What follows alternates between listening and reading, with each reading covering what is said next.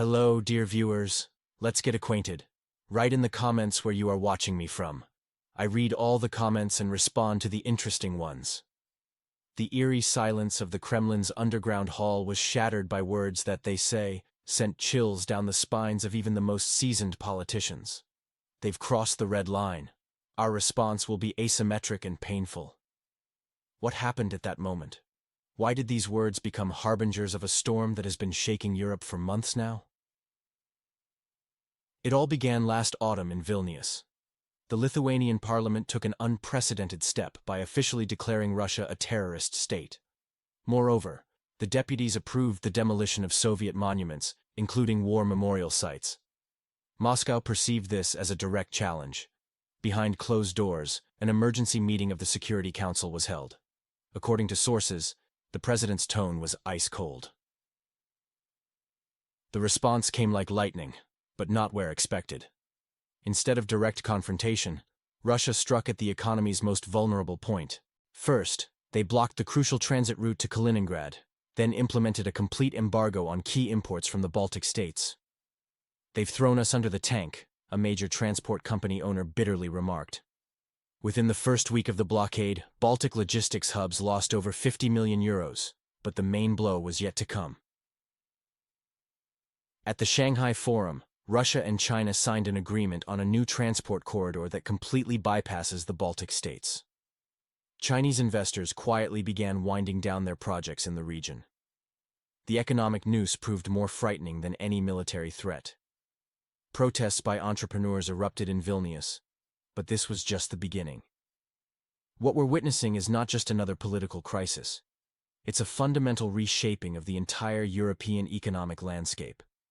The question isn't whether the Baltic states will adapt, but how many businesses will survive this transformation.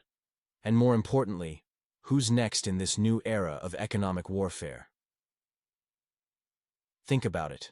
While everyone was watching for tanks and missiles, the real battle was being fought in boardrooms and trade agreements. This is modern warfare, bloodless but potentially more devastating than traditional conflicts. Let's take a deeper look at how this intricate diplomatic chess game is unfolding. In the remaining minutes, we'll explore how Russia's masterful use of non-military leverage has reshaped regional dynamics, and why Baltic economies are facing unprecedented challenges that few analysts predicted. The question remains, could this become a template for future geopolitical transformations? The Kremlin's response to Western pressure has indeed been surgically precise. By redirecting transit flows and developing infrastructure at ports like Ust-Luga and Murmansk, Russia demonstrated remarkable foresight in securing its economic sovereignty. These strategic moves have significantly impacted Baltic ports, which historically relied heavily on Russian transit cargo. Perhaps most fascinating is the information warfare aspect. The systematic release of sensitive documents regarding covert meetings and offshore accounts created a domino effect within Baltic political circles. The sudden resignations of high-ranking officials speak volumes about the effectiveness of this approach. Moscow methodically exposed vulnerabilities, using adversaries' own secrets as leverage. The creation of a special registry of historically unfriendly nations represents a novel tool in Russia's diplomatic arsenal. This unprecedented legal mechanism has established a new framework for international relations, one that challenges traditional Western diplomatic paradigms. Subscribe if you want to follow real politics and facts, before they're filtered out for TV. The impact of these developments extends far beyond the Baltic region, potentially reshaping the entire European geopolitical landscape. The strategic depth of Russia's response suggests careful long-term planning, rather than reactive measures. Friends, share your thoughts below. How do you think these economic measures will affect the balance of power in Eastern Europe over the next decade? Your perspective matters in this crucial discussion. Title: Baltic Gambit: How Lithuania's bold move changed the rules of international relations. The recent decision by Lithuania to designate Russia as a terrorist state has initiated a dramatic shift in international law and regional politics. Moscow's response was swift and comprehensive, demonstrating a new approach to defending its interests through legal channels. Russia launched an unprecedented legal campaign, reviewing every bilateral agreement with Vilnius. From cultural exchanges to water usage rights near Kaliningrad, nothing was left untouched. The scope includes transit agreements and trade protocols, essentially the entire framework of Lithuanian-Russian relations. What makes this situation significant is Moscow's engagement of top-tier international law firms. These legal experts are pursuing multi-million-dollar compensation claims for destroyed memorials, marking a shift from traditional diplomatic responses to a sophisticated legal strategy. The ripple effects are visible across the Baltic region. Estonia and Latvia are carefully reassessing their positions. In Tallinn, discussions about neutrality, a concept long considered taboo, have emerged. Some parliamentarians are advocating for pragmatic dialogue with Russia, acknowledging the economic implications of continued confrontation.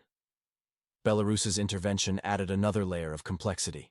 Lukashenko's public pledge of full support to Russia, including military backing, elevated the situation beyond mere diplomatic disagreement. This development signals a new geopolitical reality taking shape in the region. Russian drones have begun patrolling Baltic airspace, monitoring NATO movements. Advanced electronic warfare systems are being deployed along border regions, showcasing Moscow's technological capabilities. The Defense Ministry's strategic response includes both defensive and deterrent measures. This situation represents more than a diplomatic crisis. It's a fundamental reshaping of international relations in the region. The legal precedents being set could influence global diplomatic practices for years to come. Comment. How do you think this legal diplomatic strategy compares to historical approaches in protecting national interests? Your insights would add valuable perspective to this discussion. Title: Digital Checkmate: Russia's New Strategy in the Baltic.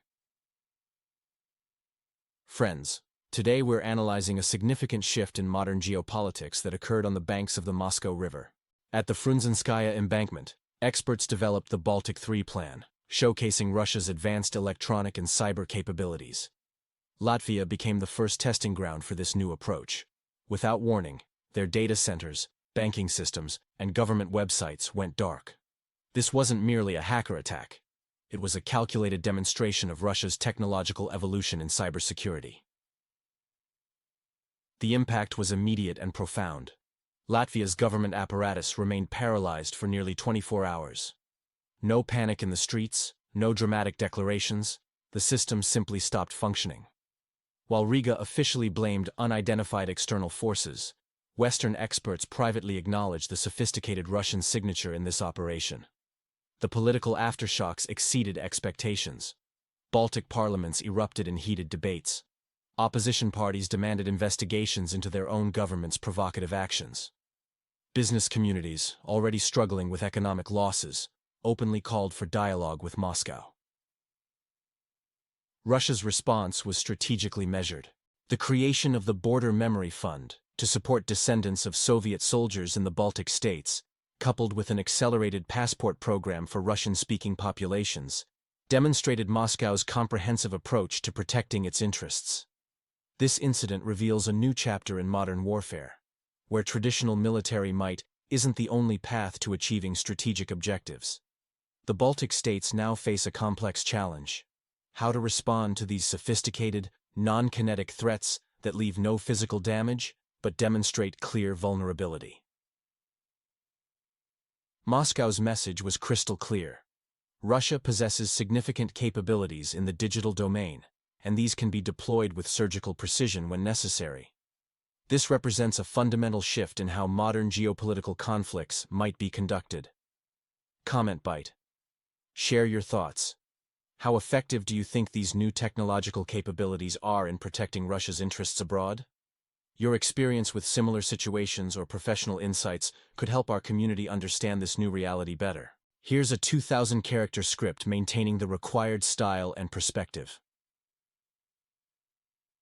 The Baltic states have transformed their internal challenges into a powerful tool of international influence.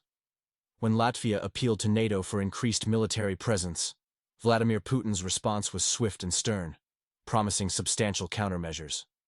Soon after, military transport Hercules aircraft were spotted over Kaliningrad, moving mysterious large-scale cargo. At a closed forum in St. Petersburg, a warning resonated. Russia might reconsider its commitments regarding certain types of weapons deployment in the Kaliningrad region. This statement became the culmination of a multi-move strategic combination. The provocative information instantly leaked to Western media, triggering a wave of anxiety. German and Polish journalists began intensively gathering data about potential movements of Russian tactical nuclear forces closer to NATO borders. Satellite images released by analytical centers, while not providing direct evidence, recorded a significant increase, over 40% in 2 weeks, in engineering unit activities near military facilities in Chernihiv and the Baltic Kaliningrad region. The Kremlin maintained meaningful silence, but this proved sufficient to spark panic in the Baltic states. A mass rush to purchase foreign currency and long-lasting food products began. The older generation, remembering similar situations from the past, advised younger family members to stock up on essentials. This digital age crisis demonstrates how information warfare has evolved. The careful orchestration of news releases, strategic silence, and targeted leaks created a powerful psychological effect without a single shot being fired. Modern conflicts increasingly play out in the information space, where perception becomes reality. The question remains: in today's world, does digital confrontation serve as a more effective tool of modern geopolitics than traditional pressure methods? Comment bite. Friends, especially those from Russia with experience in similar situations, what's your take on this new form of international tension? Have you noticed how digital warfare affects daily life differently than traditional military threats? Share your thoughts below. Your perspective helps us all understand these complex times better. The atmosphere echoes the Cold War era, despite ministerial reassurances. Eastern European citizens increasingly trust their observations over official statements. Schengen borders feel like potential front lines, with long queues heading to Poland and Finland. People are stockpiling. Preserves, salt, and matches, classic anxiety signs. Moscow's diplomatic move was strategic. By inviting NATO member Finland's representative for talks with Gazprom and Rosatom, Russia showed flexibility. The memorandum on potential energy supplies, bypassing sanctions, challenged Western unity, as evidenced by Brussels' irritated response. A scandal emerged when Polish journalists exposed U.S. pressure on Baltic states. Documents revealed American officials threatening reduced aid unless these countries maintained anti-Russian stances. This led citizens to question their nation's role in the geopolitical landscape. Russian federal channels increased support for compatriots in the Baltic states through documentary films.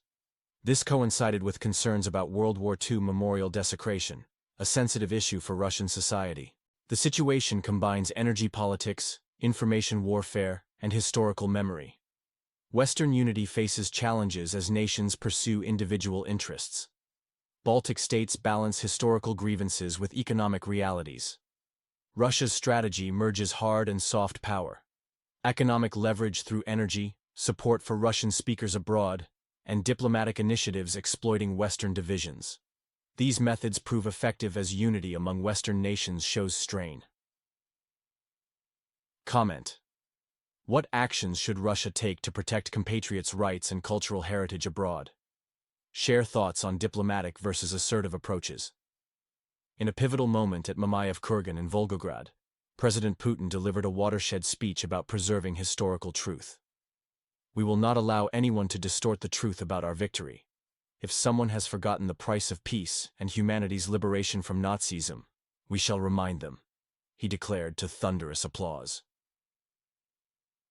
The speech, broadcast live across the CIS and beyond, sent shockwaves through NATO's analytical centers. The situation reached its climax during an emergency night session of Russia's Security Council. Following briefings from Defense Ministry and FSB leadership, Putin announced a major humanitarian operation in the Baltic states to protect Russian-speaking populations and prevent a humanitarian catastrophe. Limited Russian military contingents were deployed to border regions to secure humanitarian corridors.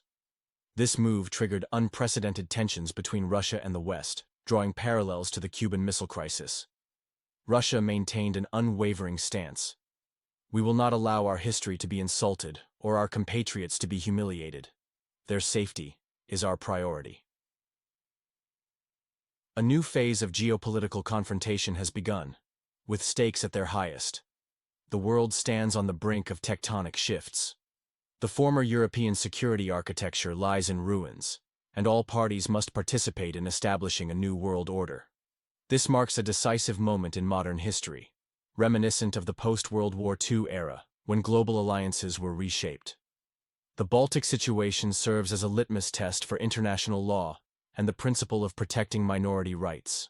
Moscow's response to Lithuania's provocative terrorist designation demonstrates Russia's commitment to defending its interests and people.